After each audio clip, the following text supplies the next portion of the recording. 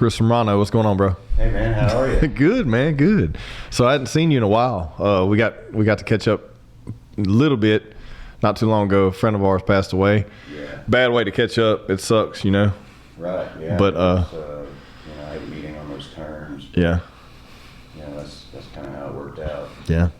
Well, let's talk about you, man. I'm gonna take it all the way back, bro. So I've only known you a couple years, and we've never actually got to hang out that much. But Right. I know you've had some, you've had an interesting life past, and you've done a lot of things, and landed in a great spot now. So it's kind of want to talk about that transition. Yeah, man. First of all, the only reason that I agreed to do this today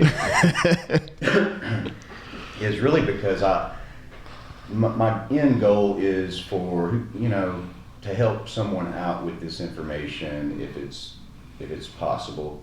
If this just helps one person, maybe that watches this or listens to it, then I feel like it's a success for myself, because the chain of events that have happened in my life are pretty wild. And it's funny that I know a lot of people here in the local community of Shreveport and in business networking groups and whatnot I've been in, and nobody knows this about me. So I'm sure that there may be a few surprised people to hear my story, and it is embarrassing for me, because nobody likes to look back on their lives and think about bad stuff that they've done, or situations that they've gotten into that they shouldn't have. But in retrospect, it's all part of growing up, and it's what you do with learning, going through those experiences and learning from it and moving on and doing the right thing after that. So you're right, we don't know each other that well. Right. So you did not know my story, and you told me to just save it because you wanted to do this podcast. Yeah, we were at Jim's funeral, and God rest his soul. We were having a couple of cocktails afterwards, and it got brought up in conversation. I was like, we need to wait. We need to talk about this, because I like to experience stuff organically, man. Right. And like that way, there's no hiding the reaction, right? Like Yes. you tell me, and I'm like, I'm processing it right then. You haven't told me before we sit down, so this is definitely the first time you're hearing any of this as well. Yeah. And I'm a little bit nervous, but I'm going to get through this, man. But just for folks that don't know me, give you just a little bit of background on who I am, where I came from, and all of that. So my dad, he immigrated over here. Actually, his father immigrated from Italy, and my dad was actually born in New York. When he turned 17, he joined the Navy, left, and my mom was from the South.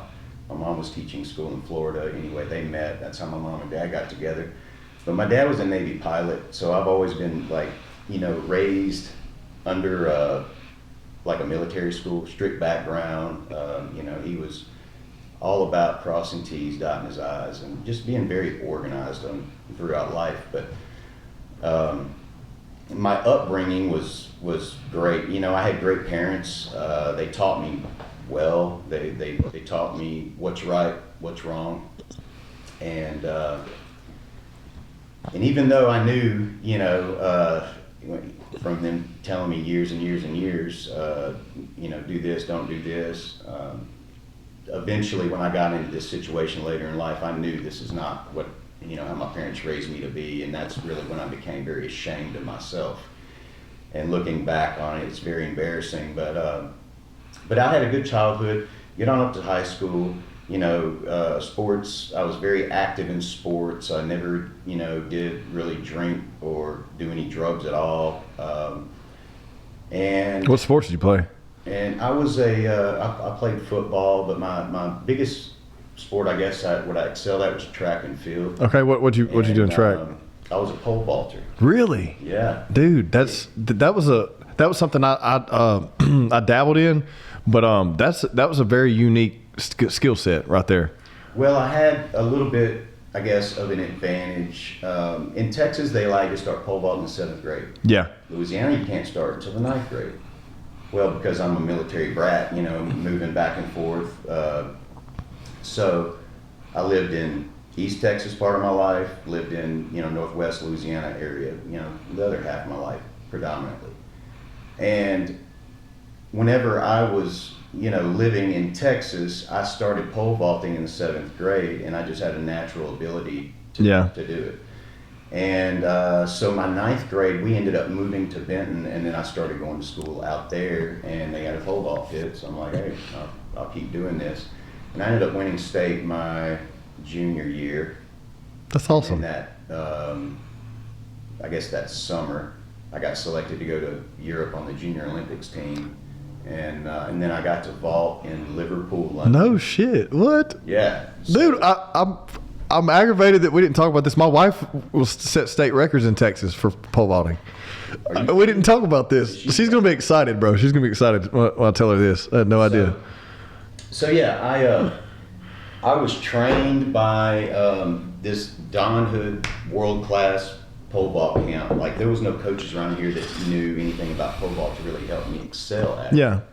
So every summer, my mom would let me go to one of these pole vault camps, whether it be in Dallas or like in Monroe, and it was a 3-day event. But each time I would go to this camp, this guy would add like a foot onto my jump, which was significant. That's a lot. Because, you know, once you max out, you're going up 3 inches at a time is, you know, a good gain. But for him to be stacking a foot or a little more onto my jump every time I would see him, it helped me excel. And anyway, I ended up going to Liverpool. Going into the meet, I was ranked like 13th. You know, there was a lot, you know, better vaulters than me there. But it started pouring down, raining during the meet, and it was about 40 degrees and windy. Well, whenever it got rainy and wet and cold here, I would still practice and all that. I would practice in whatever weather I could, unless it was just lightning coming in. Hell yeah, okay. So it wasn't anything new for me. And I guess that's where I found my edge over there in that track meet. And guys were slipping, you know, whether it be their feet slipping or they plant the pole and their hands would slip, their grip, you know, slipping. Was that people from all over the world? All over the world. Because it's funny because like that area is always rainy and cold, right? You know, so you would think if anyone was local, but they may not have been, you know. They had some, you know, the local guys, you know, but Russia, Japan, I mean, they were all there, and somehow, man, I ended up coming out on top on that meet. No shit. And yeah, so what was your height? In 16.3 was my best, you know, whenever I was in that age. Damn, dude, that's crazy. Yeah, but I won that meet there because it was raining with like 14.9. That's still impressive, man. Raining and cold. Yeah, that's crazy. Yeah, but I was a consistent, you know, 14.9 jumper, you know, rain, snow, or sleet. It's just what I practice in. I just tried to, you know, be as prepared as I could for, you know, whatever rain or weather was in front of us, you know, at the meet. We can't ever control that part. But anyway, there was 2 meets overseas, Liverpool, London, and Paris, France. So after this meet was over with, they put us on that Eurostar train that goes 187 miles an hour underneath the English Channel. And you can't even hardly tell you're moving, and especially it's dark, you know, in there. And so we're just cruising. And then all of a sudden we start feeling ourselves slow down. And we know by the time we shouldn't be there yet. Our train broke down in this tunnel. Under the ocean. Holy shit. So I'm like, all right, what now? So this tunnel is basically a double tunnel, okay? So what they did, we were going from Liverpool to Paris, and our train breaks down. So they ran another train up beside ours in this tunnel, and everybody switched over, right? And we went on to Paris. They towed this train back to Liverpool to the train yard to work on it. My poles were still on. Oh, the train. shit. They never got changed. Oh, shit. And a pole is not something you can just go borrow from someone. No. Because they're rated for your weight. And, you know, so I didn't get to even pole vault in Paris. So you won that meet in Liverpool, yeah. and you literally, And- like, could you not find one to even try to use, or you just were against using anything but yours, or? Nobody would let me use their poles. No shit. Yeah. That's fucked up, man. Yeah. God. Yeah. Yeah, but no, everyone's competing, yeah, but damn. They're expensive too, you know, and I guess people are afraid if this guy breaks my pole, you know, what now? And what are they going to do? What year was this? This was 1997. Yeah. But anyway, funny story that my poles, I never saw them in Paris. We got on the airplane, you know, and came back home. My poles showed up and been like 2.5 months after I got home. And they were beat. It looked like they had been run over by an army tank. And, you know, I had them in these PVC pipe sleeves. And the pipe itself was just shattered. And there's no telling what all they went through. But I was just amazed that they even, you know, made it back to my house. But anyway, moving on past that. So I did good in sports in you know, high school. And I go to, you know, Northwestern on a track scholarship. Gotcha. And I'm out there one day, you know, practicing, and I like lift the pole up, and I look, and this airplane just real low flies right over my head. And I'm just fascinated with airplanes, you know, from a child, because my dad was a pilot, and we've done air shows and all of that. And of course, I'm, you know, no longer paying attention to pole vaulting. I'm looking at the airplane flying over, and I noticed it said NSU on the tail. And I said, and there was a guy out there on the track. He was like a junior. He'd been, you know, out there for years. And I said, hey man, what's up with that plane? It said NSU on the tail. He said, yeah, that's our aviation department.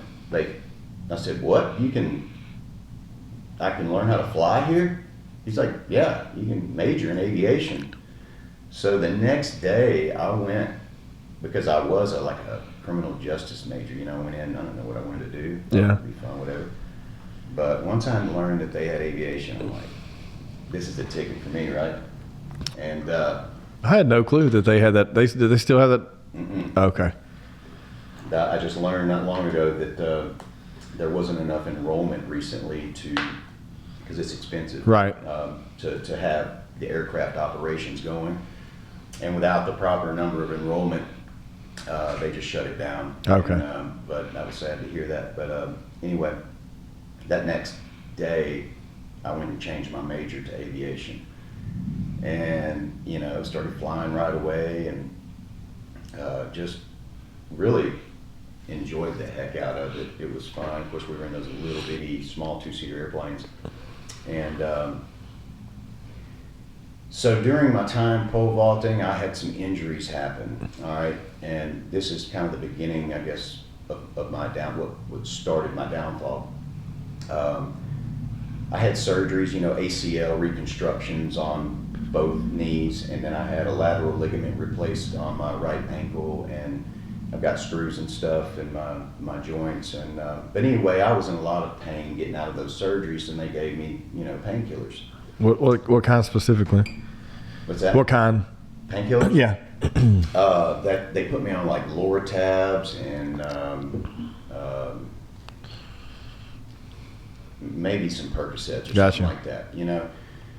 Anyway, that they gave them to you while, you know how it is after surgery, and after basically I ran out of those, my body was still just hurting all the time, and I didn't realize, you know, in that moment what was happening to me. And I just thought, well, maybe I, you know, get another pain pill. It'll take this hurt away because I don't feel normal. I don't know what this is. Little did I know that was addiction that was already setting into me, you know, and I just didn't know how to coin it or identify Right. being as young and uneducated about that sort of thing. But so I got addicted basically to, painkillers, pharmaceuticals at that age. And of course, being raised in a military background, you know, my parents were so anti-drug growing up. My mom never smoked a cigarette in her life or any of that. You know, just a really clean background for both both parents. So the last thing I felt like I could do was reach out to them for help. Right. I Yeah. felt like they would just look down on me and disown me. So I chose to internalize everything and try to march on. And you know, it was just a self-destructive path. And I guess my second year of college, you know, as I got worse, I ended up, you know, getting married at that point in time. It was a really confused, you know, time of my life, and I figured, you know, that this is, I guess, the right thing for me. I don't know if it is or not, but we're just going to go with it and try it, more or less. And whenever, you know, me and her had gotten married, she had bought me an airplane at the time, and because I needed to build flight hours, and you know, to graduate with this degree in aviation science, there's a, you know, predetermined amount of hours, plus they got a whole syllabus of Right, stuff that right. you have to meet, right? And so, you know, throughout my time in college, sure, everybody, you know, college kids need work, they need jobs, and I was picking up, you know, small jobs here and there as they would come up. But remember, this is 12,000 kids in a small college. Oh yeah. Every one of them are looking for work. Yeah. So jobs are pretty scarce in an area like that. And the lady that at the time, you know, that I was married to was from South Texas, and she knew a lot of people, you know, down there, and I would have to build flight time, so we would fly down to the area, you know, where she was from, just to, you know, stack some hours up. And some of my buddies in the fraternity one day, you know, I told them where we were flying down to, and they were like, "What? You know, can you bring us back some juice?" And I'm like, "What do you mean juice?" And I was like, "I'll see. You know, I can check on and ask." I was like, "I don't really know anybody there, but you know, she may." Well, it just so happened she did. A whole family friend was like a pharmacist in one of those little border town Right. pharmacies. Right over the border, yeah. Just right over the border.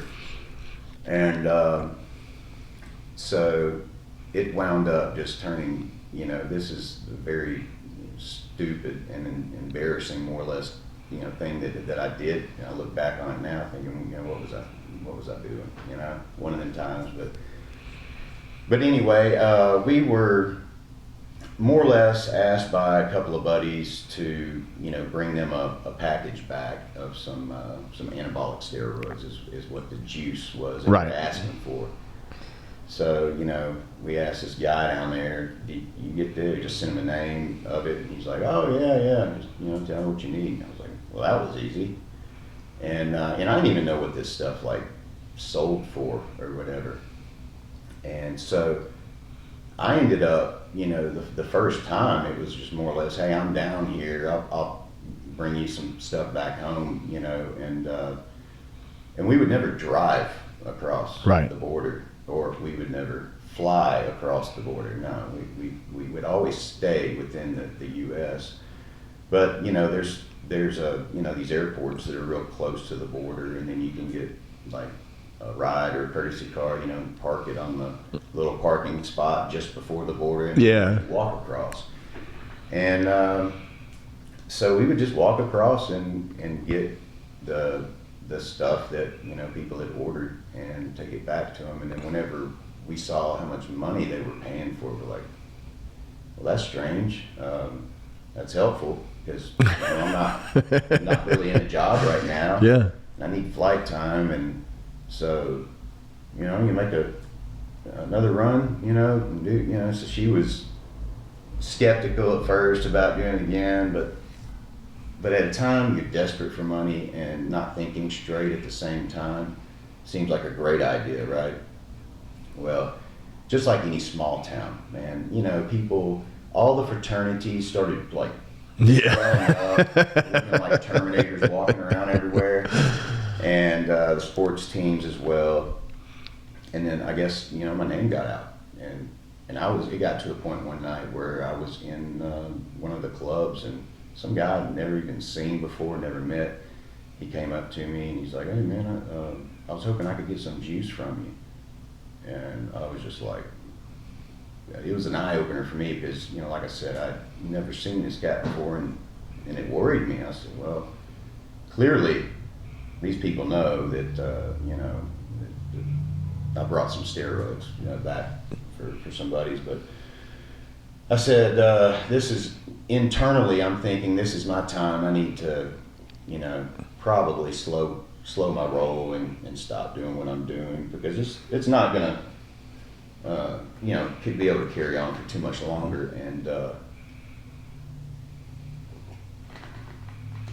about 2 days after that, I get a call from the airport manager, and he was a friend of mine, you know, and we get, like, the airplane stayed in the hangar there, the city hangar, and I just rented a spot from them.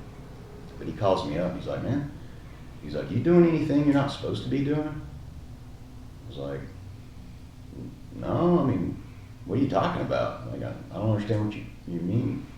He said, well, there were two police officers that came out here and wanted to search your airplane. And I said, okay, fine. Did you let them? He said, well, no, they walked up, you know, put a flashlight in the windows and looked around, but they didn't open the doors or anything. So I was just curious, you know, if you was doing something that you shouldn't be doing. And in the back of my mind, I was just, you know, like, oh my gosh, no shit. What has happened? Right? Well, yeah, because I mean, that's something that's the last thing you want to hear. Well, also that's probably something unheard of too for some little spot like that. You know what I mean? Well, here was another thing.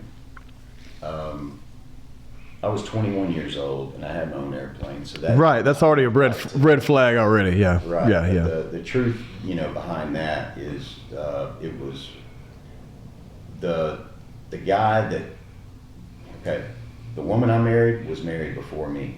Got you. And she was married to a wealthy man. Got you. So more or less, the money came from her previous marriage. Got you. And she's the one that, you know, that bought the airplane or whatever. That's how I acquired it. So I don't know if these cops were thinking, oh, this guy, you know, must be moving some hard dope through here just, you know, to be able to afford this airplane. And so I kind of wanted to, you know, clear the air on that and why I had this airplane, if there was any speculation on their part.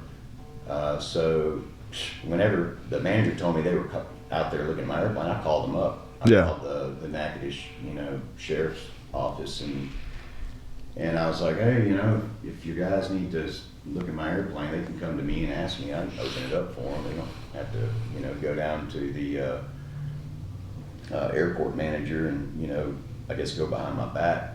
I said, I'm open to answer any questions you may have. Well,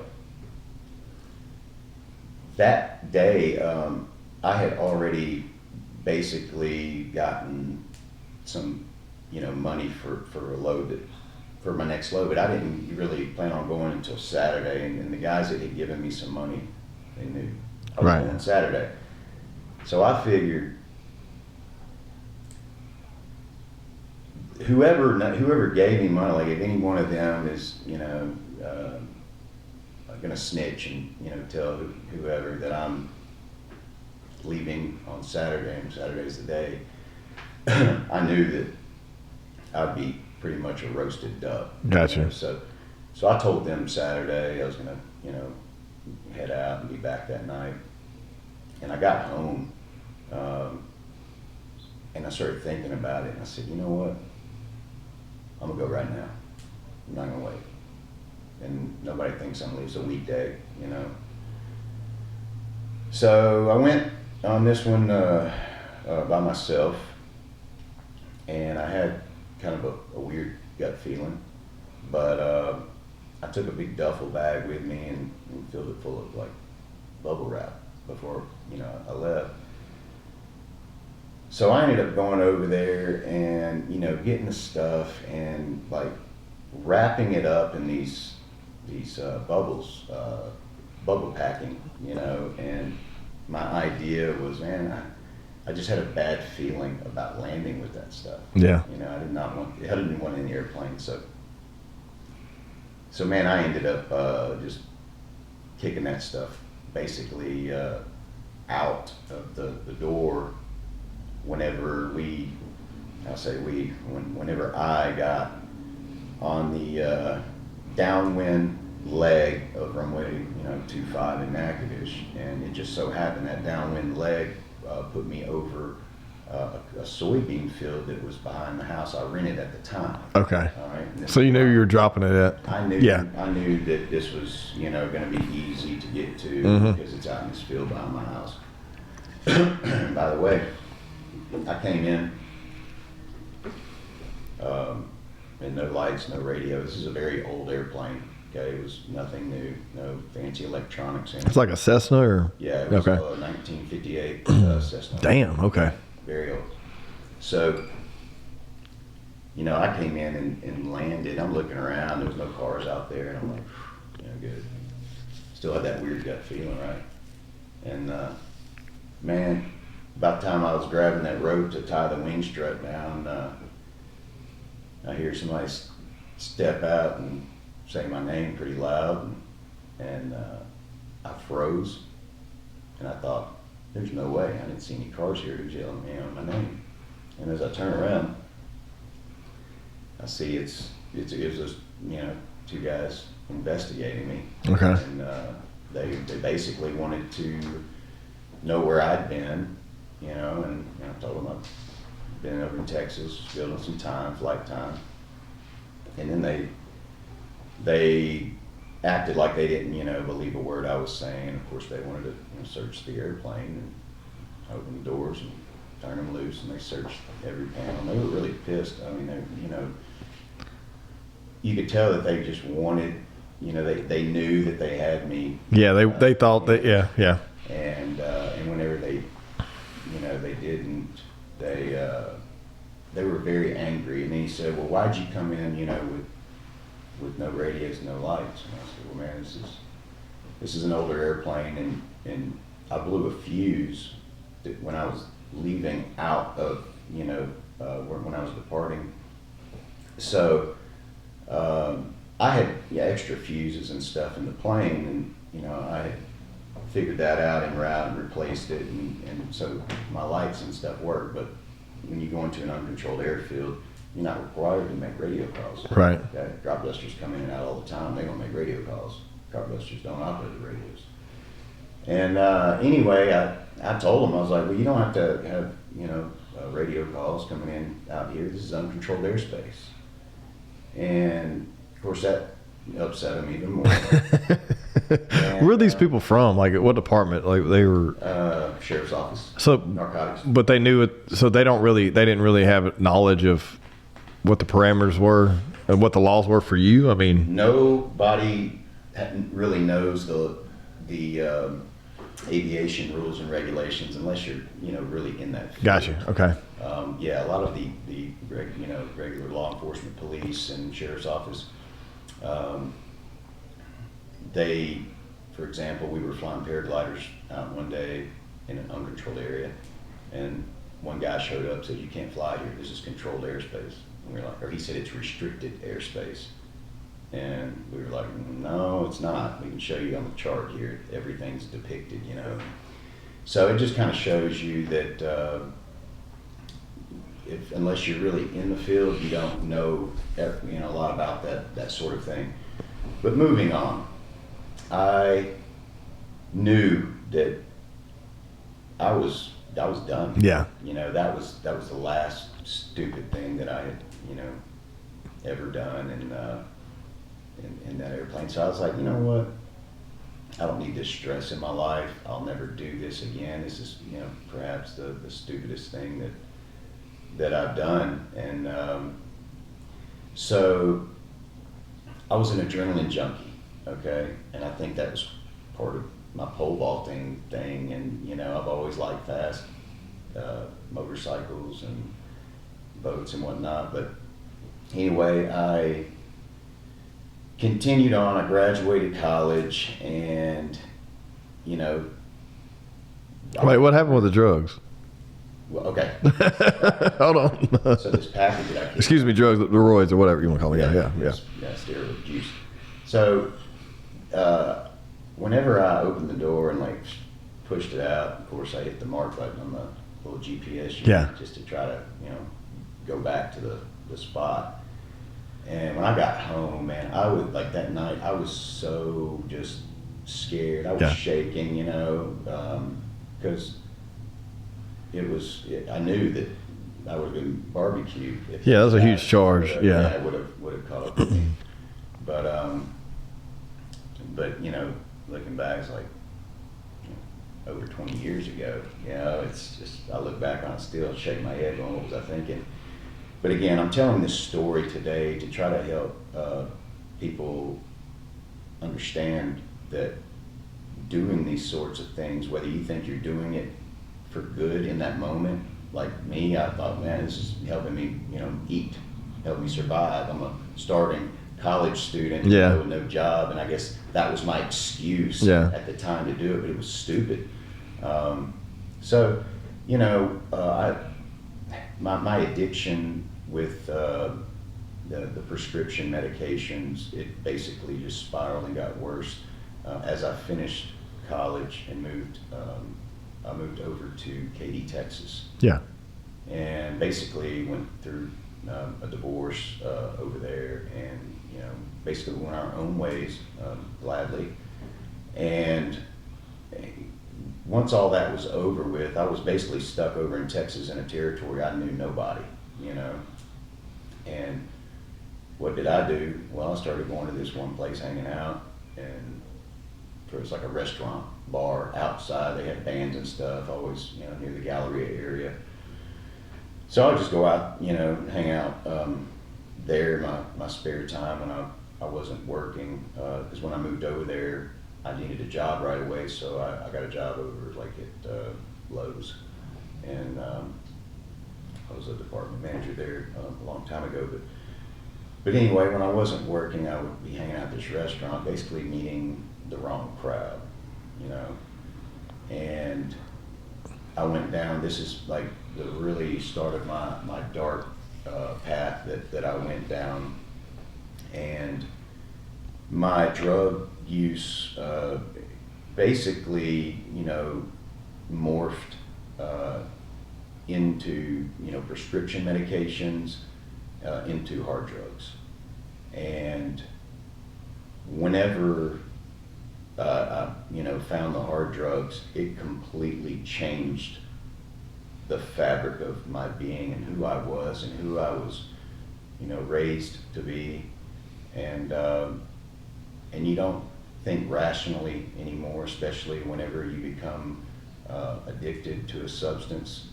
And for those that have never really gone through it, you will never be able to understand it fully. I mean, people can try to explain it, all day till they're blue in the face, but until you've lived it, it's a total different story. And essentially, because of my addiction problem, I ended up just, not going to work. I quit working at Lowe's to go work at this other place called, I don't even remember the name of it, but some headhunter actually came in Lowe's. He's like, dude, you great customer service. I want you to come to work to this other place. I got you. He got me the job. What type of drugs were you using? Well, I started out using, cocaine. Okay. And then it moved from there to the crystal. And Ooh, okay, got you. That was absolutely. It consumed you? It consumed me. What do you mean, just to stop and elaborate real quick so I don't lose it. So what do you mean, like, for people to understand what it does and change the fabric of your being, do you think it changed you because you're just constantly focused on when's the next time you're going to be able to get it? Like, what is the change there, do you think? Like, if you could look back now and identify it. So, I try to look back and identify what, it did a number of things that I see, but the main thing is whenever it gets you to a point where you require this to function, you require this substance, you will do anything to get that substance. Did you replace pain medication with that? Like, did you? Pretty much. Okay, so like you were relying upon pain medication, but it was manageable, I'm assuming, and then basically whenever I made the hop, it was just this weird, I don't know, man. Gotcha. It was a time, still when I look back on it, that's very, a lot of this is a very blurred time in my life. Yeah. You know, and to be honest, I've compartmentalized a lot of it, so, you know, I guess that's how your mind naturally deals with traumatic things in your life or times in your life, to where it kind of puts it in a back box and stores it away to where, you know, you can, you know, move on without that just eating you alive and, Yeah. you know, and beating yourself up over. But so in order for me to feed, you know, my addiction, I turned to, and this is another stupid thing. Y'all don't hear a lot of stupid things. Hey man, look, the good thing about it is you can talk about it now. You know what I mean? I can talk about it now because basically, you know, yes, I've paid for my crimes. Yeah.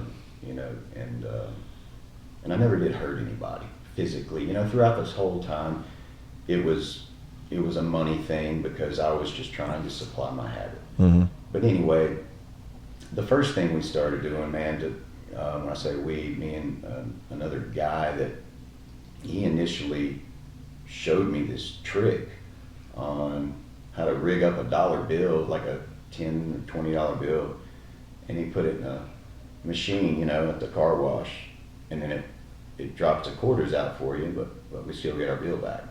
Okay. So we would just do this What year was this? over and over. This was Like early 2000s? mm, Okay.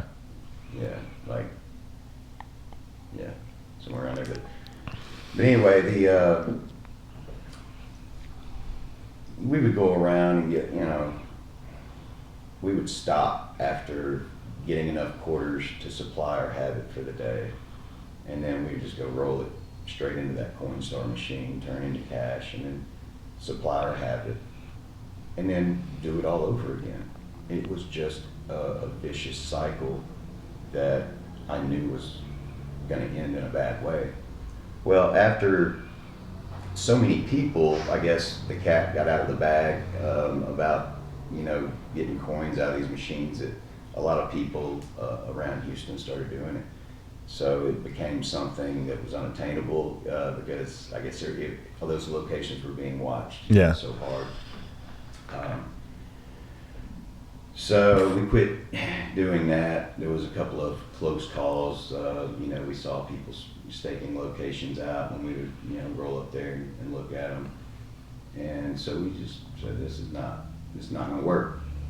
So time goes on, and again, I was at somebody's house hanging out, and this guy there I'd never met before had seen. He was a mutual friend of the dude that I was at his house, and he asked me to give him a ride somewhere. I'd never met the guy before, and I was like, all right, if you're his friend, sure, you know, I'll take you. So he gets in my truck, and we, you know, head out. I said, I need to pull over right quick and get some gas. I was sitting on E, right? Well, whenever I get out, he hands me a Holiday Inn room key, and I was kind of confused. I'm like, why are you handing me a room key? So you get points for the gas, you know what I mean? Because they got the little points on the pump. I was just confused, and he said, put it in the pump. So I put this room key in the pump came on. I was like, what just happened here? He said, fill your truck up. So I just filled my truck up on a Holiday Inn room key, and I was just very confused. Holy shit. Okay. Yeah. How does this happen? Okay. Yeah. So he kind of laughs a little bit, and he doesn't tell me anything at that moment, but I gave him a ride, and then I found out I was taking him to his house, and he invited me, you know, in, I would call it his lab, more or less, because I go in, and this guy, it looked like Mr. Wizard's living room with, you know, screens all over the place, just all these electric gadgets and boxes and like these weird devices set out beside his computer. And I was just looking at him going, man, you got a lot going on here, you know? I didn't know what it was. And he said, he picks up this little, like a cube, You know, it was about 2 inches tall by an inch wide, very small, and it had a little slot in it, you know, where you could just run a credit card through the slot. Right. And he hands this thing to me, and he goes, you know anybody that can load this thing up with some cards, credit card information? I said, what do you mean? He goes, all you do is take a credit card and you can swipe it through here, and this thing will retain the information off that card. Ah. And I said, okay. He said, oh yeah, it'll hold up to 3,000 cards on it or some ridiculous number. And he said, then I'll take this, you know, he said, if you can get some credit card information on it, he said, you know, bring it back. And he said, I'll plug it up right here. And then basically every bit of the information that was skimmed off of these cards, it now comes up on his computer. And I literally watched him go. He asked me for my ID, or not my driver's license, but my credit card with my name on it. Right. And I was like, man, I don't know what you're doing here. You know, I was very unsure. He said, watch this.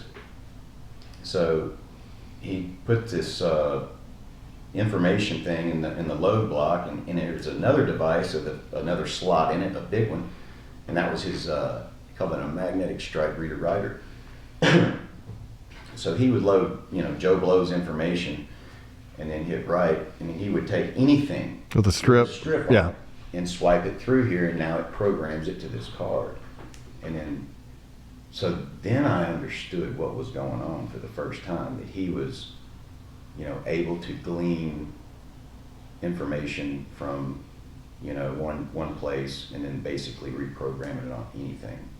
Didn't need to be a credit card or anything like that. But, you know, me at the time, of course, me being in that mindset, the drug fog, I would call it, you know, the haze, clearly not thinking in my right mind. I thought that was the coolest thing I'd ever seen. I mean, it does sound very interesting. I mean, I can imagine too, being in your early 20s and you're trying, you know what I mean? Like, I get it. Right. And here was the other side of the thing. I did think about, you know, because I've had my, you know, account hacked before, right, where I've had to, you know, shut down cards and stuff.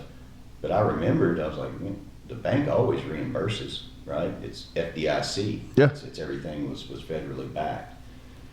So I knew at the time, you know, this was a pain in the neck for the people that are, you know, having their money taken, but they're going to get their money back within 7 days. I mean, this is just how the operation works. So I had a buddy that he was a waiter at one of the largest restaurants in Houston. And oh shit.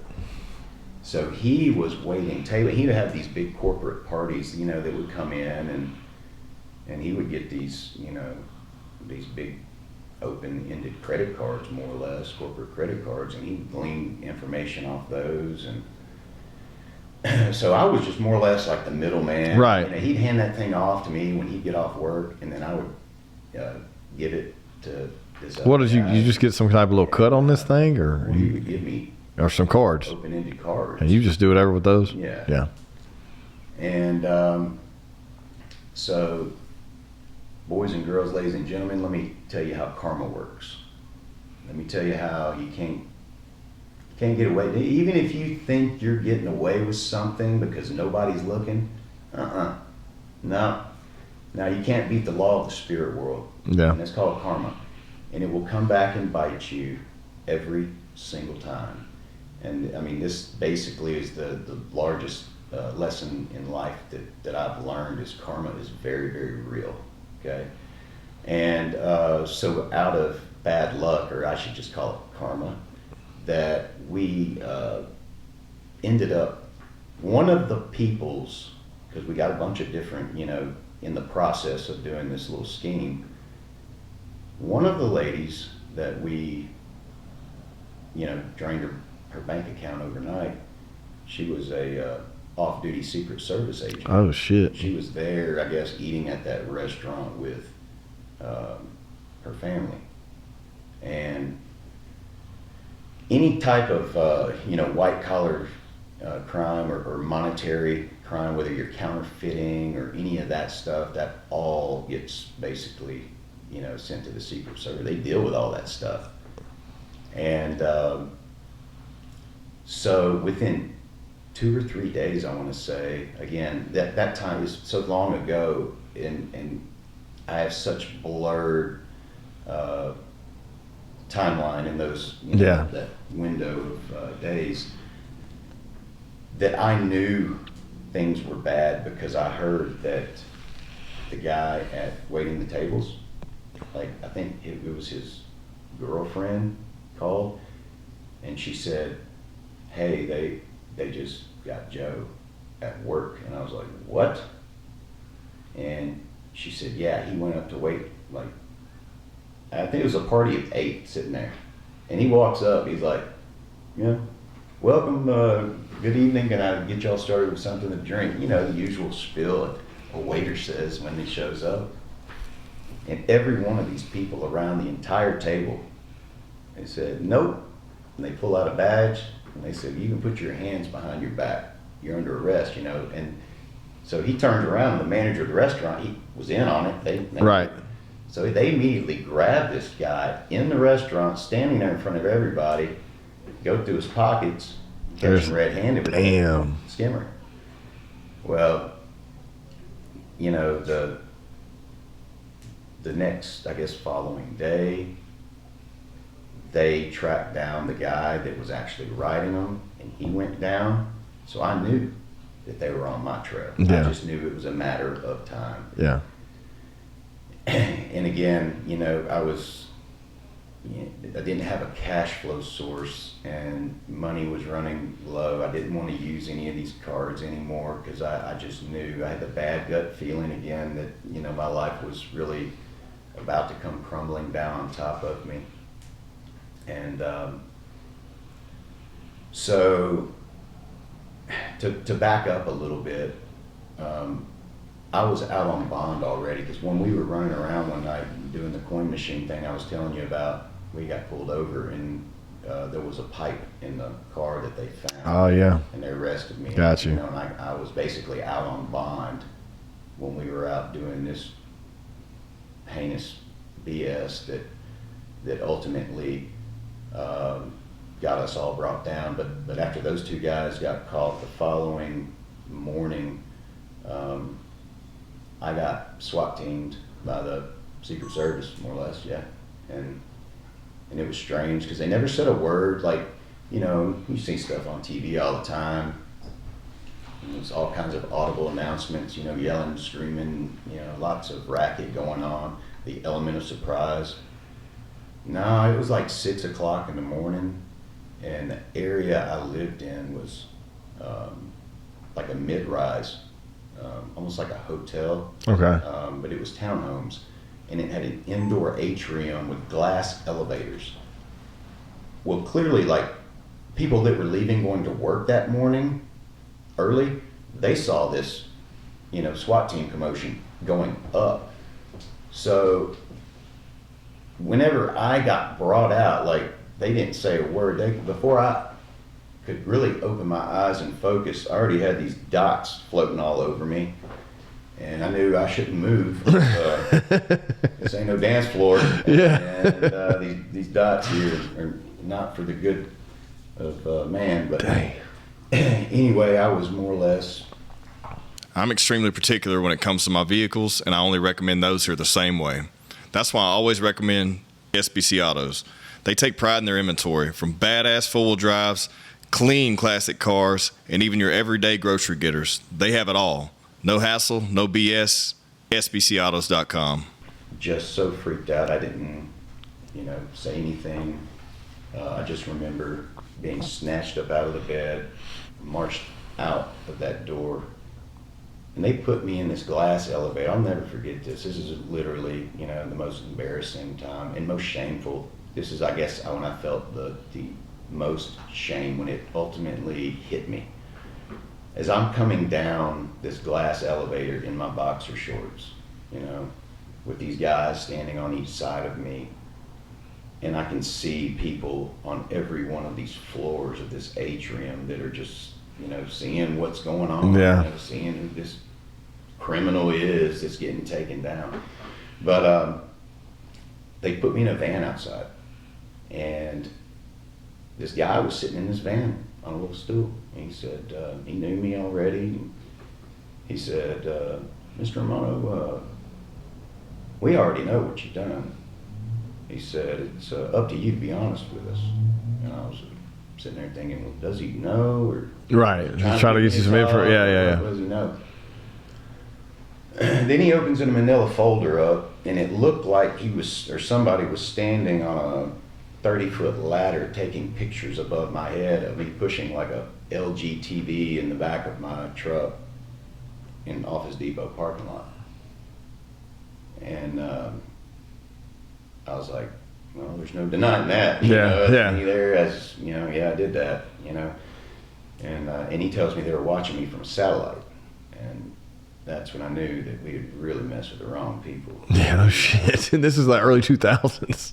Yes, man. 20 years ago, Yeah. So holy shit. I was just floored that we had smacked a hornet's nest this big. And but little did I know at that point in time, that was the saving grace of my life. And this guy tells me, he says, I see you got a clean record. You've never been in trouble before. And I said, yes, sir. That's right. He said, well, man, what's going on? I see you're out of bond right now, and now this is, what brings this on? And I said, man, drugs are a hell of a thing, sir. That's all I could tell him. And because I knew that wasn't me. That wasn't the way I was raised. And I was ashamed I was even in that situation. And he says, well, you got no bond. Mm-hmm. I said, what do you mean I have no bond? He's like, you have no bond. He said, you should be out within a year. And I go, what? I can't do 2 weeks in here. What are you talking about, a year? So it wound up being 15 months. Okay. And where at? I was transferred around to 5 different facilities around Texas. Damn. And so during my time in incarceration, and by the way, when I was younger growing up, my dad told me, he said, Chris, if you ever get arrested, don't call me. Yeah, so you knew. I'm not coming to see you.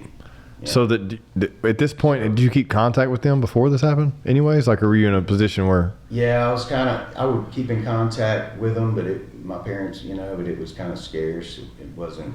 Right. They knew I was distant, and they knew I was kind of slipping onto the dark side, but at the same time, they had no way to control me. Got you. And, a lot of parents these days, they experience going through problems with their own kids, and they're wondering, how can I control this kid? Right. And the simple answer is you can't. That kid is literally going to go out and do whatever that kid's going to do. And that's the unfortunate, reality, because my brother, he went through his bad phase early in life, but he turned out great, later in life. And it was weird. I started life out good and then went through this bad phase. But yet that bad phase, even though it was a small, short stint, early in my life, it left a mark on my life. Right. And then, so that brings me to really why I'm telling my story. Well, one question on detox. Mm-hmm. You had a detox there, right? You had to go through all that too. Yeah, and once I sobered up Well, how was that process though? How horrible was that? Because how bad off were you? Like, do you think, just to vocalize that, you know what I mean? It's hard to put into terms, like the feeling you get from it, but lots of sleepless nights, cold sweats, physical pains, diarrhea, constant headache, upset stomach. It's just everything within your body is off. It's out of whack. And once you go through, a healing process, and that's what it took, because I'm here to tell you right now, when someone gets as bad as I was during that time, you got 2 options: it's death or prison. Yeah. Okay. And thank goodness, prison got me first. Yeah. Because even though it put a mark, permanent mark on my record. And I felt at that time, my life's over. I just wasted every bit of this time in school learning how to fly airplanes for nothing. I can't go work. No airline will ever hire me. My life's over. So I got a long time to sit in there and think about all of the stupid things that I had done, and now I'm in here paying for it, and it gave me a lot of time to think on what I was going to do, how I was going to move on. I didn't know. So this may sound cliche, man, but it's the truth. I turned everything over to God, and I was like, man, I'm out. I tried my way, and it didn't work. How long before you made that decision? I was in the system. I was incarcerated during the time that I truly sobered up. Okay. And when I sobered up, that's, I guess, the realization that I came to of how bad I screwed everything up. And I made a deal with the man upstairs, at that time. And I said, look,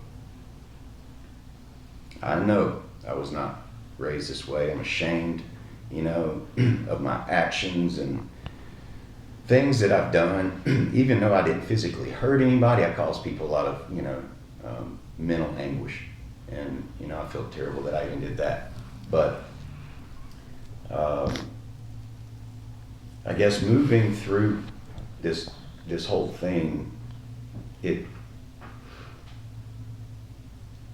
taught me one thing is when you put every bit of your faith in God and say, I'm going to leave this up to you. If you have a plan for me, I don't know why I went to school to fly airplanes if I can't do it now. It's over with. So I can just kind of, maybe you got a different plan for me. Well, since those days, every day when I wake up in the morning, I'm thankful for, the life I have now. Thank goodness at that time, I didn't have a family, like I didn't have any kids. Right, I was right. young. But God now, since the day I got out, my mom's like, you need to go start your life over in a new place. You're not going to be around Texas. You don't even need to be around Louisiana. So they came and scooped you up. Was like, they're gonna help you out a little bit. My mom put me on an airplane the next day, sent me one-way ticket to Seattle, Washington. Okay. Why Seattle? My brother lived up there. Okay. Okay, so she's like, go start a new life. Your brother's there. And basically I went up there and bought a bicycle, and that's how I was getting around up there. But every day I woke up still and thanked the good Lord for my freedom and for giving me, that chance, the second chance to do right with my life, and not only do right, but try to go overboard and give back. And I guess that's again one of the reasons I'm talking today is that I want to give back to folks that feel like they may not have a chance entering the job force. If you've been incarcerated, you got felonies on your record, whatever. I know I've been there. I felt the same way, and God gave me the blueprint, more or less, laid it out in front of me whenever I got out, because I didn't know what I was going to do. I was a computer technician, the technical support rep, and I basically would fix people's trading software. If I worked for a company who taught how to trade stocks and options in the market. It allowed me to work from home. And I just got tired of, sitting in front of a screen for hours and hours every day. So I said, I can't do this any longer. Plus, I didn't know anybody up there, being in a foreign territory. So I got on Match.com, and anyway, I ended up meeting my wife now, Chloe, on Match. But anyway, it was crazy because I had already planned on moving back here. I was up there 3.5 years, and I'm like, too much rain. It rained over 300 days out of the year. And my dad, since I was on the up and up since, I had been out 3 years. My dad's like, hey, move back down here and I'll get you a job as a service tech in the oil field. Yeah. I said, cool. So, and I wanted to be, something was pulling me back. I didn't know, but I needed to come back. I met Chloe. I said, I like you and everything, but I'm leaving in 2 months. I'm going back south. Well, she said, I'll fire sale everything I have and go with you. She said, my family's down in Austin. And anyway, I ended up proposing to her, and she moved down here with me. And when we got down here, my dad said, Chris, my company that I work for just made a rule, no nepotism. So, because you're family, you can't work. Damn. So that's really kind of the reason that I come back. So I'm like, golly, so what am I going to do? I still had my job working from home. Right. So I didn't give that up. I was still doing my thing there. So it kept some money coming in. But again, I was tired of sitting inside. So my aunt and uncle, they owned a pest control company. And I knew that, my Uncle Bill knew a lot of people, in the area. And I said, hey, can I give you my resume and maybe hand it out to some of your friends if you know anybody in the oil field? And he said, sure. So he held on to it for a week and then called me up after a week. He said, Chris, would you be interested, working here if I had a position come available? And I was like, well, never really thought about doing bugs. Yeah. And animals. I mean, me and my brother used to play with, all kinds of critters when we were small.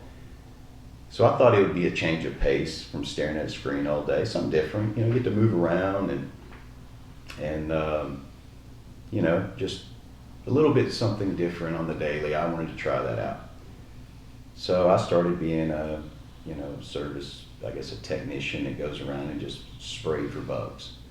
And after a month or 2 months or so of doing that, then they transitioned me into doing animals and trapping animals and all of that. And I noticed, I guess after, a year, 6 months, I guess, of working there, there was really we got a lot of snake calls come in, but there was no real answers for snakes.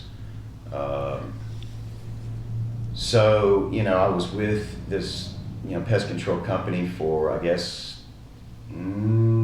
8 years or so. Okay. And it was fresh on my mind and nothing was working for snakes because I was putting out the mothballs and sulfur and everything the industry was teaching us to use. And I had done it on 3 or 4 houses, and minutes after I had left these houses, my phone's ringing and it's the customers calling me saying, Chris, we already got a snake on our porch. That stuff must not work. I'm like, good Lord, I just put it out. And so after I had some unhappy customers, I told the technicians if y'all have any snakes this week, bring them back to the office. We're going to do a test with them. So I wanted to put some of this stuff on the ground just to see if. And this any type of snake? It doesn't matter. We had 3 different snakes that we tried. Okay. The ones that ended up coming up. We had a timber rattlesnake, a black rat snake, and we had a speckled king snake. Okay. Well, and I just did kind of like a half moon or semicircle, So the snakes could have gone the opposite direction. There was no repellents over here. Just basically did a big C on the ground, put the snake down. First rattlesnake took off, it plows through that, and I put it thick, a lot thicker than what you would shake out around your yard too, right? It was kind of piled up. Well, it plows through it like it's not there. And we're all looking at that, and we're like, yeah, maybe it's a fluke. We put that rat snake on the ground, the same thing, man, it went on across. And then when we put that king snake down, man, it started across the pile, turned around like it was coming back, and then ended up just coiling up right on that pile of repellent. It coiled up and went to sleep on that repellent. What the hell? So when we saw that, we felt terrible because we aren't into wasting the customer's money Right. or our time, and we had been doing this because the industry is telling us to do it, right? Well, obviously we stopped doing it as a service that day, and it was fresh on my mind. This nothing works for snakes. And by the way, the snake is the number one feared like pest in the pest control world. And there's not been an answer really, right? So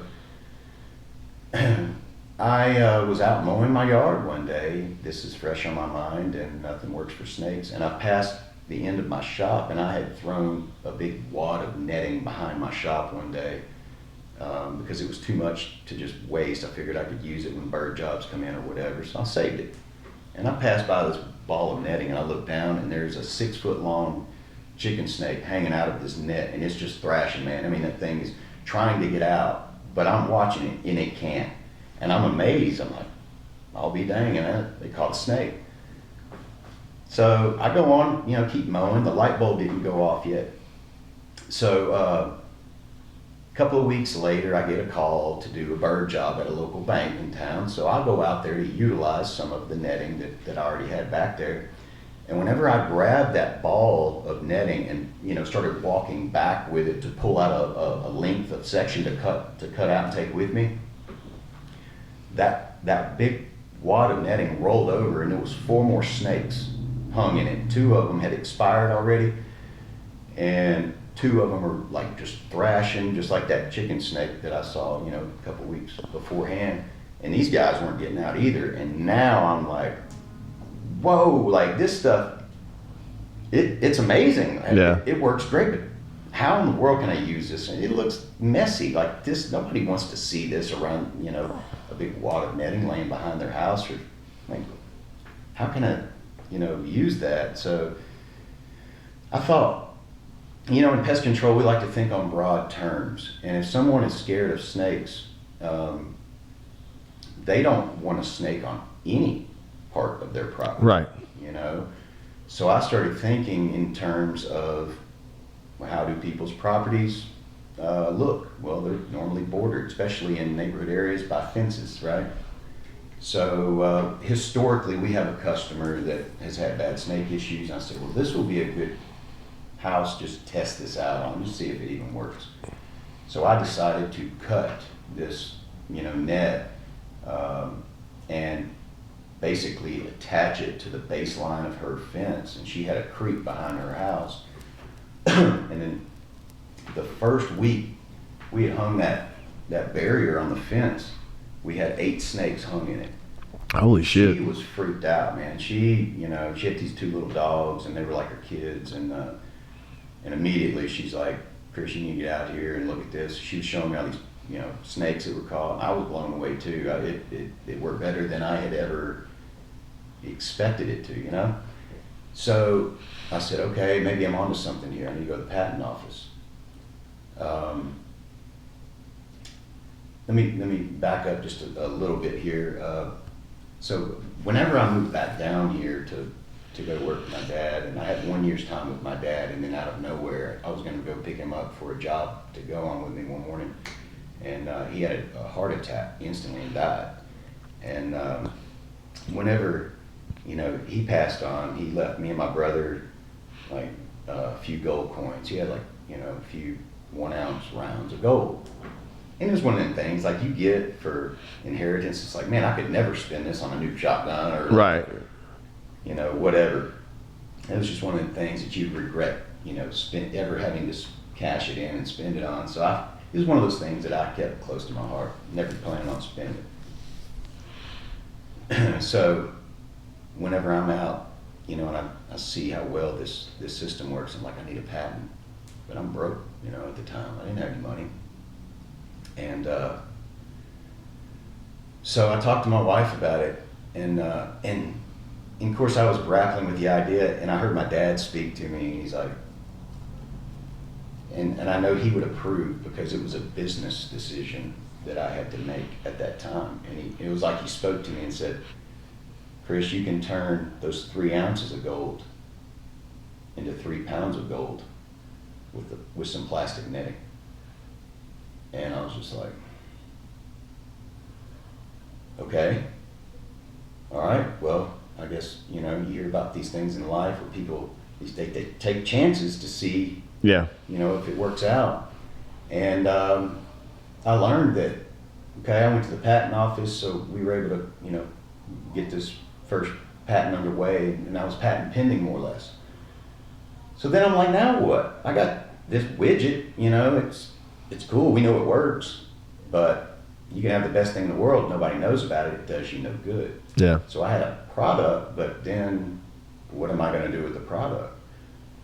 So I ended up, again, this is kind of like God showing me the past, laying the road out in front of me, because I have no idea, you know, I'm in a field, I studied airplanes. Now I'm doing something with snakes and pests.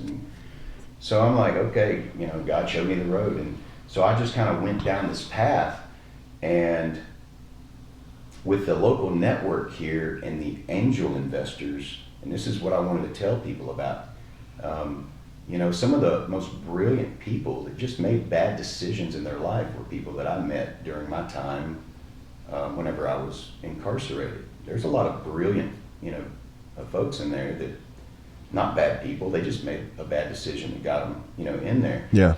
The problem is when you get out of, you know, prison and then you have a felony on your record, you come out with this mentality that nobody's going to hire me, you know, and so that's where I wanted to basically tell people, you don't have to be hired by somebody. Don't forget that, you know, you're your own man. You can start your own business. You can think of something that no one else is doing. And I think this is partly why once, you know, I patented the product, I knew if I formed a company around snakes, nobody else is doing anything with snakes. Right. You know, I knew there was probably money to be made there, but I would never know unless I tried it out. You know, it was one of those things, and it was a gamble. But again, there was a network put in front of me and a group downtown that helps people formulate new businesses. If you have, you know, an idea or you're trying to put a small business together, there are resources in place to assist people that really don't know the direction to go in. And my problem is I didn't know what all I didn't know. Right. And yeah. there is a lot of areas that that I got into with this snake venture, because now that I had the patent, how am I going to get my product made? It's expensive to have somebody else make it for me, and I did not want to have anything made in China. I wanted it all to be made here in the U.S. So during my time in the pest field, after I patented, you know, I had those patent pending, I went to a customer's house I was doing a job for. She mentioned a bad snake problem. I said, hey, look at this. I just, you know, I'm patent pending on it. She said, do you know who my husband is? I said, no.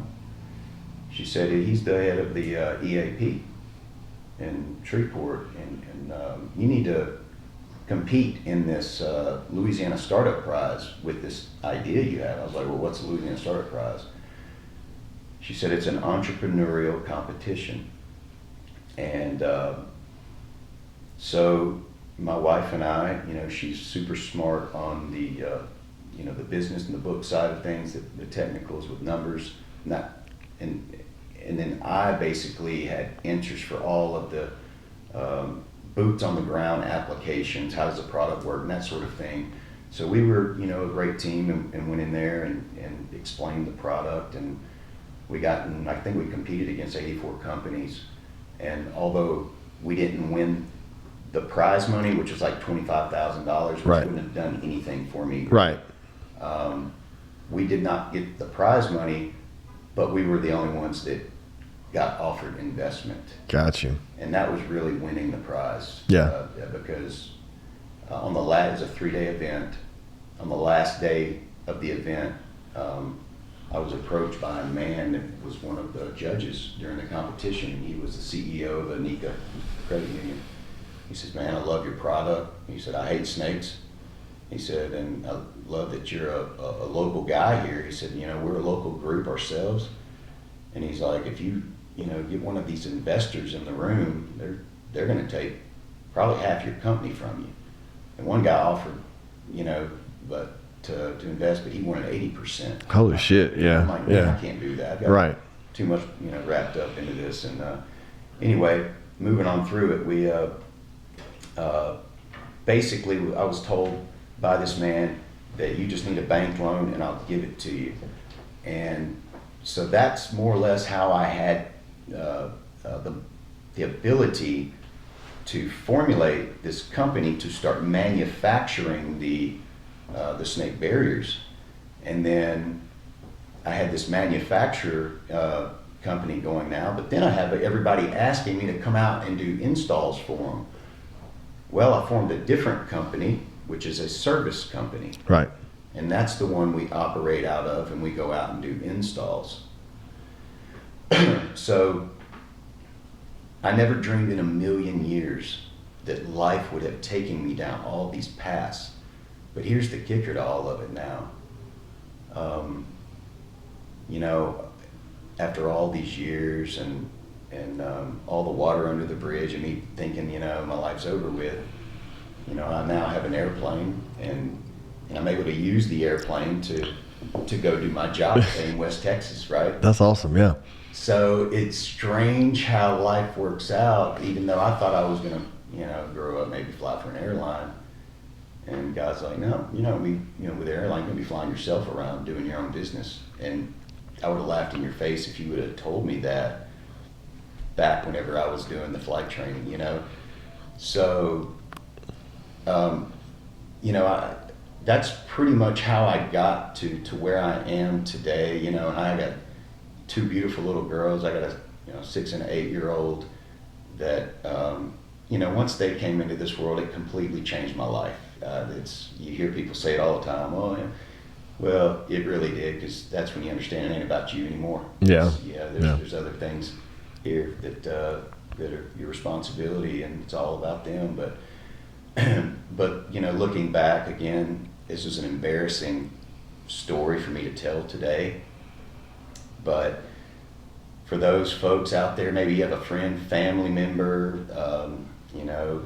or someone that's incarcerated right now that feels like they have no hope. I just want to keep the bug in their ear and remember that even though if you don't have, the money to say, launch your business, there are investors out there that are willing, as long as you play straight business, and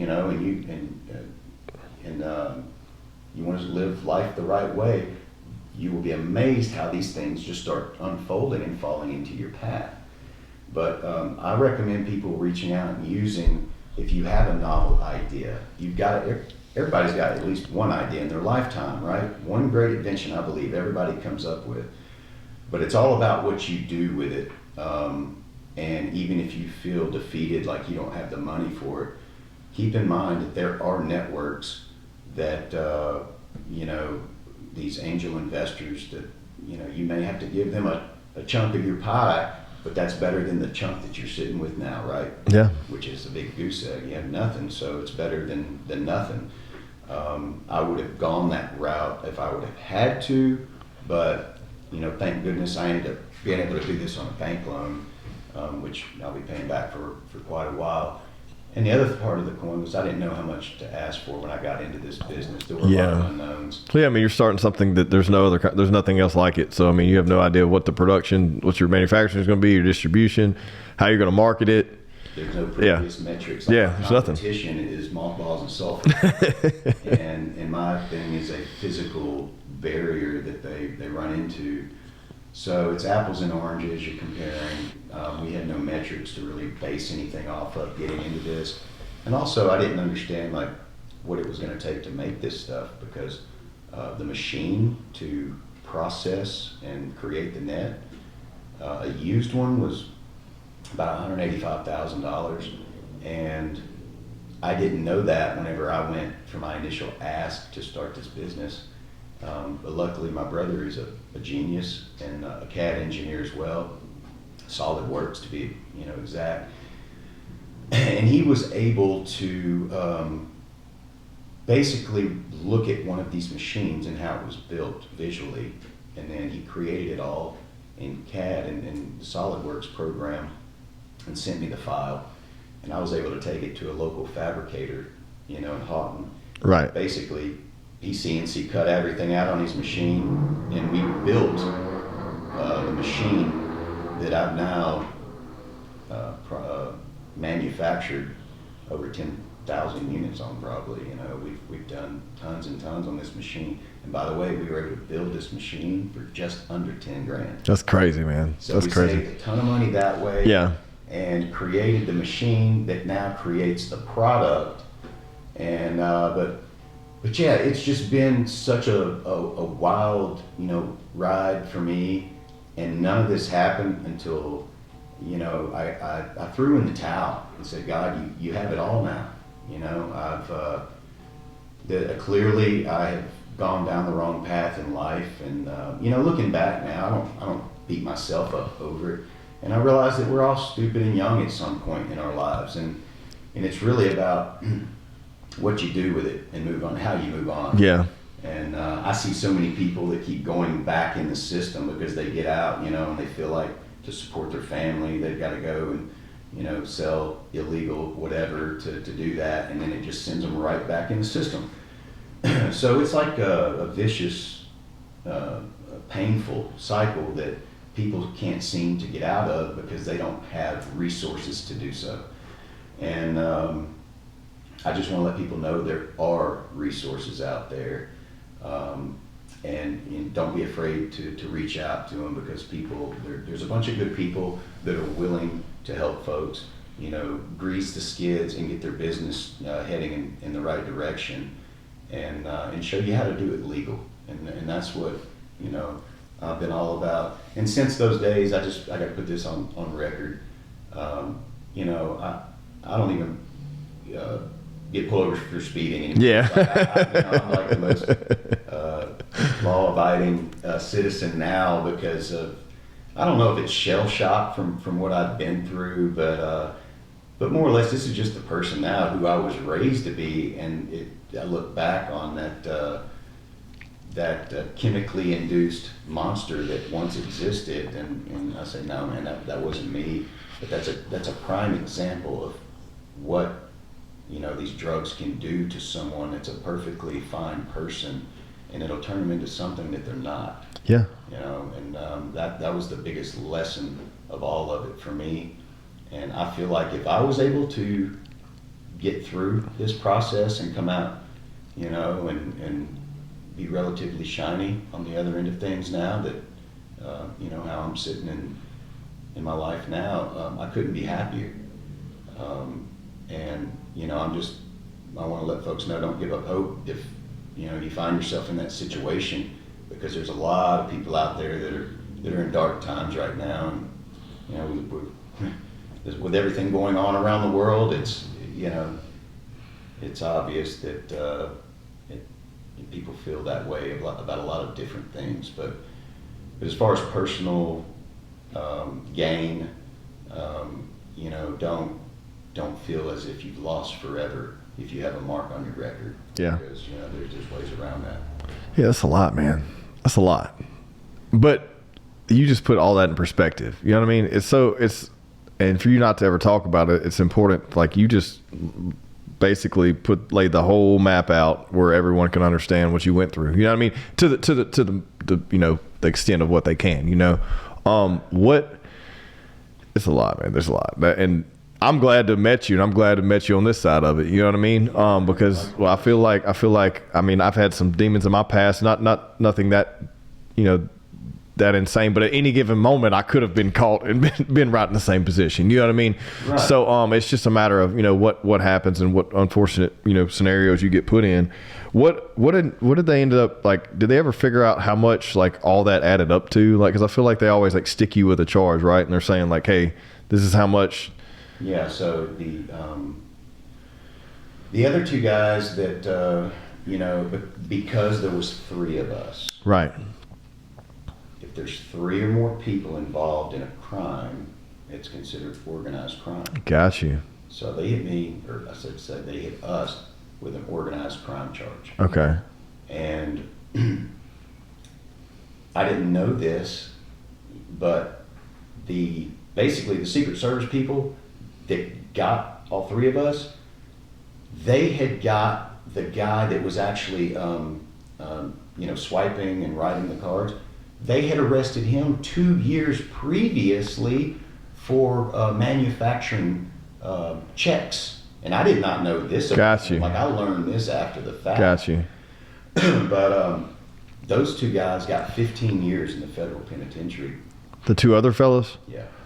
Shit. Well, good thing you were the middleman. They had a court-appointed attorney. Holy shit. And then I ended up having a hired attorney, so I was and I had a clean record. Right, I had yeah. not been in trouble Right. in the past. This was just one of those things. It was a drug-induced haze, and the judge was like, okay, yeah, this we see here this kid's been fined up to this bracket of time. Right. And get off the deep end, right? But they gave me 15 months, state, and which I was at the time thinking there's no way I could do this. That I saw lots of bad stuff in those Texas facilities. They're rough. There's a lot of gang activity in there, and Yeah. if you go in there and you're not associated with a gang, you normally have a hard time getting through. But what I found was amazing for me, and I don't know if this was, God watching over me while I was in there, but you don't see one person sitting at, for example, you don't see a skinhead sitting at the table with the Crips or the Bloods. Right. Okay.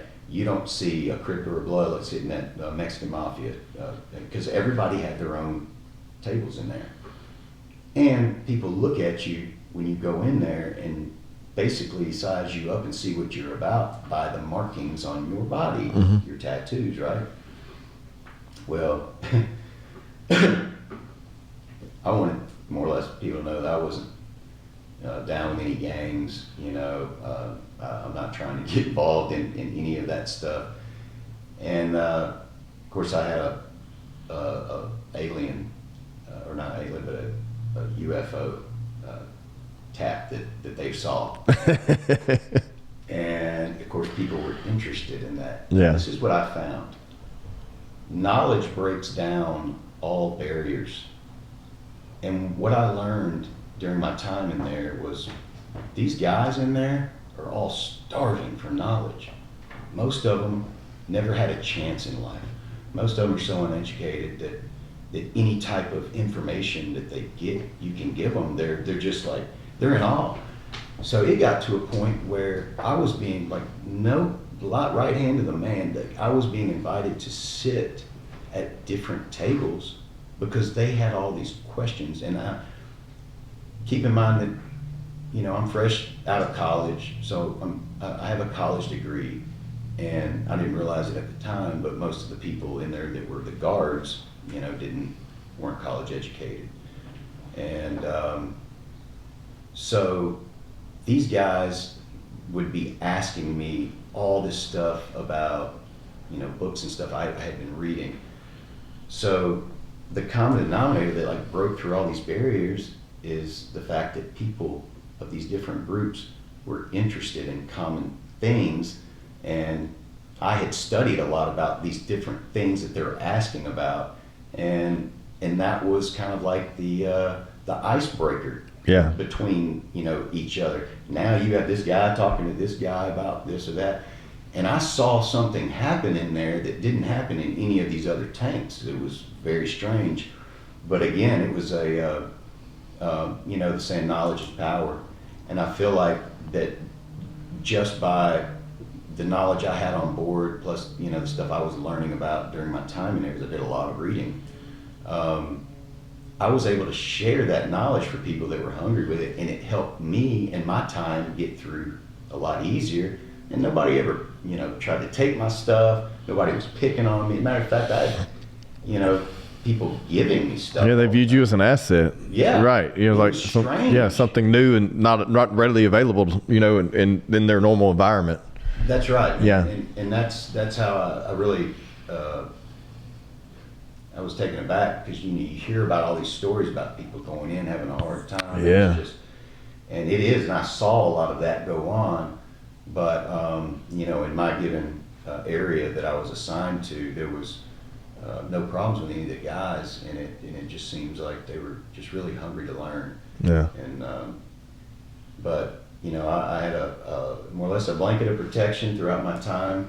I got out, and God said, "You're ready for this family now." So, you know, once I got married and I had these two girls, it's just life has been on a just a steady uphill, amazing ride for me, man. And I couldn't be, you know, happier now about how things are. I may not be like monetarily wealthy per se, Right. but I feel rich because of the life I have, you know, and all the blessings I have. Like you know, I got toys that, you know, there's really nothing that I don't have already. Right. That I want out of life. So I figured I'd live my life, man. And you know, if this world was to end tomorrow, you know, I could say I've lived a fulfilled life. You know, done a lot of stupid stuff that I don't ever wish on anyone to do, and I paid for it dearly. And you know, and if anyone ever, you know, wants to reach out, you know, I'm leaving the door open for folks that may have a question, you know, and may, you know, try to chase me down through the network or whatever. But I'm all about giving back, you know, helping out, and seeing, you know, if next man comes out and you know, trying to do this or that, and if I have a way to steer them in the right direction, by all means, I you know, I'll be glad to do so. My wife and I are, you know, active in the church here, and we try to do as much as, you know, our schedule allows us to do as far as giving back to the community and all that, because we feel that that's important too. But you know, just being positive and staying, even on days that, you know, you have bad news hit you or adversity in one way or another, I just treat that with positivity and move through it now. And it's amazing how everything just kind of rolls right off of me, and then I get showered with more blessings. And Yeah. it's wild how that works. But that's where I'm at today, man, and that's pretty much in a nutshell my, you know, beginning to, through my troubled state, you know, of life. And you know, sorry if I freaked anybody out. Oh, man. I think that's listening to it, that's known me for years. And had no idea that I went down this, you know, dark road once upon a time. But you know, again, it was worth it for me to share it if it helps somebody out today, just to show them that there is hope for them, and there's paths set up for you know, to assist in a better way for them. And I don't want them to forget about that. And again, if I can, you know, remind anyone of those directions, don't hesitate to reach out, and I do, you know, everything I can. Man, I appreciate it. I think I just had this conversation on the last episode. It actually aired today with Brittany Reeves. She was, you kept saying you're embarrassed, man. I don't think there's anything to be embarrassed about, because like without all that negativity and darkness in your past, you wouldn't have the tools you have today. You know what I mean? There's absolutely no way, one, you would appreciate what you have and what you do, that also no one else is going to, without hearing this, no, it makes people appreciate you even more, because it makes you human. You know, when someone sees something and they see someone successful, or they have these things, they got a plane, they do this, oh man, it must be nice. It breaks the barrier of you know, them being able to relate to you. But whenever you're stricken all the way back down, and you strip it all away, and you say, look, we all do dumb shit. Shit happens. I can overcome my decisions. My decisions don't define me. Yes. You know, the position I may be in a short amount of time doesn't define the rest of my being. You know, 15 months doesn't define the rest of my life. You know what I mean? And it also doesn't. It's something also for, I think, for children. Like, you can then say, look, I know what bad decisions do. You know what I mean? So I'm telling you not to make them, even though I know you may. I'm not someone, just a bystander that knew somebody that knew someone else that went through this. I've been through these things. This is what happens when you do the wrong thing. You know, it just has more power. Just like your parents, you said your parents were great people. They raised you the right way. But imagine if they had been through some things where they say, look, this is what happens when you go through these things. You know, right. I just think that I don't think anything's embarrassment. I appreciate you for it. And I do. this will be 160 of these that I've done, and along that path, they've become more and more in depth because I learned how to listen more and talk less, but also take everything you give me and try to spit back out what I think that everyone needs to realize, and also maybe what people were thinking. And then I think of questions that, well, what if someone thinks this of what he told me? And what it all comes down to is like every single person has all these layers, and when you strip them all down, we're all the same. That's right. You know what I mean? That's right. And everybody has a human. we're all human, but we're also like sitting down and having these conversations and learning about each other makes you just appreciate life. You don't get caught up in the dumb shit. You don't get caught up in a title or what type of clothes you're wearing, what kind of vehicle you drive, or what your job position is. None of that shit even matters. It's that we're both human beings, and that we can interact and appreciate life for what it is, but also at the same time like appreciate interaction. You know what I mean? And there's value to that, and it's becoming more and more rare because of the mentality of everyone wanting information immediately and not really just jumping on to some type of ideology and running with it, not really investigating things, and not, like you said, not reading and understanding. You saw the thirst of knowledge. Like imagine if there was someone like you put in every single one of those penitentiaries, what it would do. You don't even know how many people you may have affected positively coming out of that place, giving someone hope that they never would have had because they didn't have any information. Imagine being in a position in a neighborhood where you never have access to anything, and all you know is crime and poverty and rape and drugs and and gunfire, whatever. And then you go into somewhere where everyone else, that's all they know. And if they're never blessed with someone to come in and say, look, guys, there's a lot more to life than this.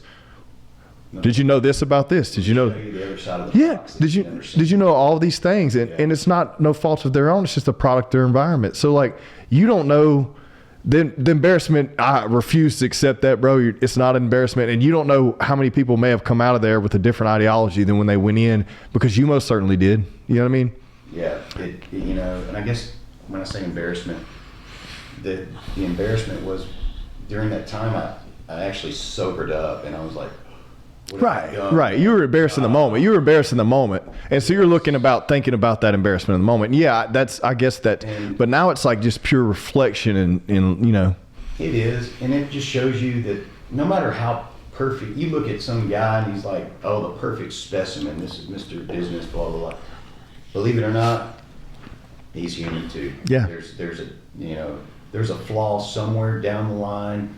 Everybody, it may, if not themselves, they have a friend or a family member that deals with some type of struggle like this, and nobody's perfect. No matter how well they can put their poker face on in public and look just flawless, it's a face that people have to put on and go throughout their day with. But behind that, everybody has some kind of issues that they're dealing with. And I was doing a job recently, and it was in a bad part of town here, over in Queensboro, and we needed some extra help. So this guy was, walking down the street, and the guy that lived in the house where we were working knew this guy. I was like, hey, can you come help us? So he comes out and starts talking, and I could tell just from a few words that he had done some time. Right. So I asked him, I said, have you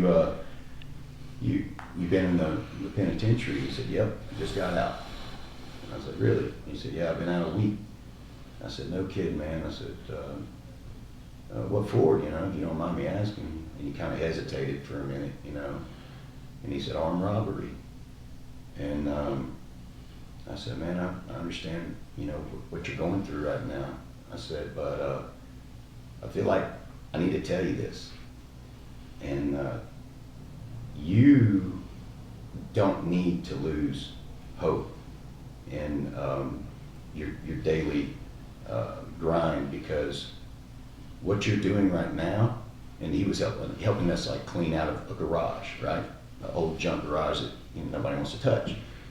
I said, brother, find something that no one else is doing, and that's where you're going to make your money. Yeah. If you can get into an area where not a lot of people are operating in, so it hit him. I said, man, look, all these people have a trash can every week. They roll out to the corner. Nobody ever cleans those trash cans out. Some of them are horrific. You know, I'm not telling you to go start a business like this, but I'm giving you an idea. Not many people are going around cleaning these trash cans out. Hardly anybody wants to do that. And it was like a light bulb came on in his mind. I said, man, you don't have to go and apply and work for someone like they want you to think. You can be your own boss. You can start your own business and go around and clean out these garages or shops and just do stuff that no one else is doing. And the man just literally lit up and he said, man, you just gave me chill bumps. And it was like I don't know, turned a switch on in his brain. And when he left that day, I thought, man, that'd be really cool, you know, if that turned into something. And I kid you not, man, 3 days ago, I'm driving through that bad part of town, and I see him out there cleaning somebody's garage. No shit. Look at that, bro. See? Dude, I got chill bumps right See? now, dude. Look at there. Like, look at there. Whoa.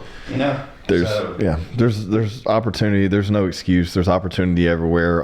But sometimes, like you said, that we fall under bad circumstances. You make a bad decision, and it fogs your trajectory or whatever it may be. That's right. Man, we got to wrap this thing up. Yeah, man. Thank you. We're doing another one because we still got some stuff to talk about. We still got to talk about some aliens and some plane flying because we didn't get to that today. Oh yeah, well, that will be for definitely another episode. Yeah. And that just happened to be the common denominator that I was being asked so many questions about. Oh, I know. I want to talk about that next. I knew that was coming. I was like, oh, we got to do that for sure. We've. That's a whole other episode in itself. Yeah. And my wife thinks I'm nuts because aliens come up from time to time, and she just has to shake her head and be embarrassed for me. So that's cool, for man. you, Chloe. But, there you go. But anyway, yeah, man. Well, thank you so much for the opportunity. And again, I did this for let folks know if they need a direction to go in, if they have questions, don't hesitate, reach out, and I'm more than happy to help and give back. So Awesome, man. God did it for me, and basically gave me the blueprint to go and help anybody else out that I can. So a lot of people have a great idea, like, man, how'd you get a patent? What does it take to do a patent? See, I've been there, done that, and I've been down a bunch of these roads that I thought were never possible, and now it's like, okay, yeah, you got to do this, and this, but anyway, man, thank you so much. Yes, sir. And I appreciate you. It was a pleasure, bro. Taking the time today with me, and let me know when you want to do another one. Awesome. Let's